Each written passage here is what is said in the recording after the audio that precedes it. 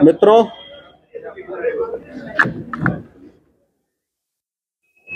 आज मुझे मेरठ का दौरा करने का अवसर प्राप्त हुआ।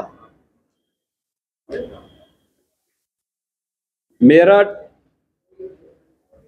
उत्तर प्रदेश का एक प्रमुख महानगर है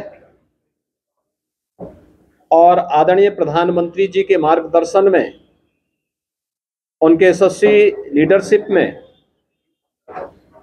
मेरठ ने देश की बेहतरीन कनेक्टिविटी को पिछले 10 वर्षों में प्राप्त किया है।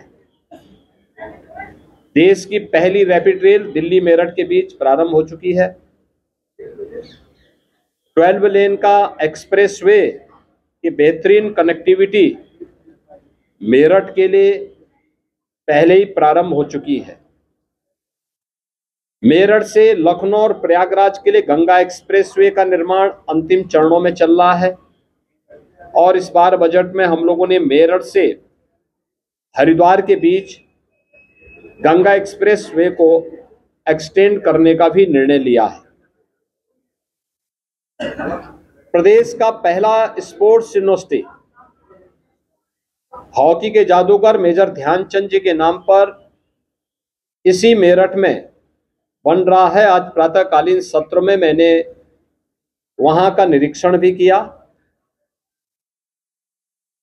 मेरठ में बनने वाला ये स्पोर्ट्स यूनिवर्सिटी खेलकूद की गतिविधियों की दृष्टि से मेरठ को, पश्चिमी उत्तर प्रदेश को और उत्तर प्रदेश को आगे बढ़ाने में एक बड़ी भूमिका का निर्वहन करने वाला है।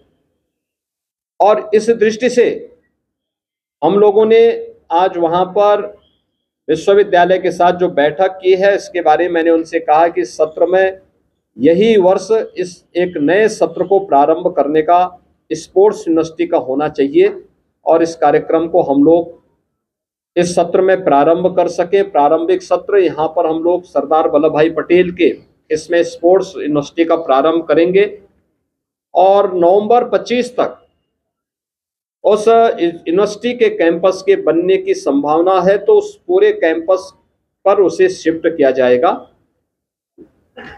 यहाँ पर मेरठ के अंदर बहुत सारे अन्य नए कार्यक्रमों को हम लोगों ने आगे बढ़ाया है। खासतौर पर अभी हाल ही में महाकुंभ प्रयागराज के सफलतापूर्वक संपन्न होने के उपरांत महाकुंभ के पूर्व में हम लोगों ने प्रयागराज सिटी के अंदर इंफ्रास्ट्रक्चर के लिए बहुत सारे कार्यक्रमों को लागू किया। वहां की सड़कों के चौड़ीकरण के कार्यक्रम को, वहां पे नए फ्लाईओवर बनाने के कार्यक्रम, अंडरपास बनाने के कार्यक्रम संपन्न हुए। बेहतरीन ड्रेनेज सिस्टम को वहां आगे बढ़ाने का कार्य हुआ और इस बार हम लोगों ने मेरठ को कहा है कि मेरठ उस प्रकार की एक बेहतरीन प्लानिंग करे। इनर रिंग रोड की समस्या हो, यहाँ के अन्य ट्रैफिक जाम की समस्या हो, वेंडिंग जोन बना करके स्ट्रीट वेंडर को व्यवस्थित पुनर्वास करने की हो, या सिटी के सीवर, ड्रेनेज और सॉलिड वेस्ट मैनेजमेंट की समस्या का समाधान, इन सभी के लिए हम लोगों ने यहाँ पर आज जनप्रतिनिधियों के प्रस्ताव पर मैंने लोकल प्रशासन से कहा है कि सभी संबंधित विभागों के साथ मिलकर के इसका प्रस्ताव तत्काल शासन को उपलब्ध करवाएं, जिससे इस पर आगे कार्रवाई की जा सके। और मुझे पूरा विश्वास है कि समय से ये प्रस्ताव प्राप्त होने के उपरांत सरकार इसके लिए भी आवश्यक धनराशि उपलब्ध करवाएगी, जिससे मेरठ सिटी को अत्याधुनिक सुविधाओं और इंफ्रास्ट्रक्चर से युक्त करते हुए हम लोग इसे और अच्छी सुविधाओं से युक्त करते हुए आगे बढ़ा करके यहाँ के नागरिकों को बेहतरीन सुविधाएं उपलब्ध करा पाएंगे। आज इसीलिए मैं मेरठ में आया था। यहाँ पर हम लोगों ने युवा उद्यमियों के लिए भी एक नई स्कीम को जो लागू किया है, सीएम युवा उद्यमी स्कीम। मेरठ और सहारनपुर कमिश्नरी के 1070 युवा उद्यमियों को आज ऋण वितरण के एक बड़े कार्यक्रम को आगे बढ़ाया है। ये स्कीम अब तक बहुत लोकप्रिय स्कीम हुई है। हमें इस सत्र में 31 मार्च तक 1 लाख लोगों को चयन करना था और अभी तक 2,67,000 से अधिक आवेदन हमारे पास आ चुके हैं। 1 लाख से अधिक के लोन को स्क्रीनिंग करते हुए बैंकों को भेजा जा चुका है, जिसमें बैंकर्स ने अब तक 25,000 से अधिक का लोन भी स्वीकृत कर लिया है।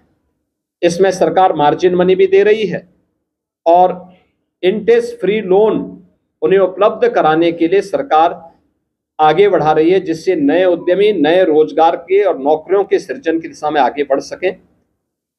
ये स्कीम यहाँ के युवाओं में इसके प्रति काफी जागरूकता थी। मुझे पूरा विश्वास है कि इसका लाभ यहाँ के उद्यमी लेंगे और इसीलिए होली के पूर्व इसकी उपहार देने के लिए ही आज मैं यहाँ पर आया था। मुझे अच्छा लगा, जनप्रतिनिधियों ने विकास कार्यों में भी रुचि ली है और साथ साथ भावी योजनाओं के प्रति भी रुचि दिखाई है। धन्यवाद।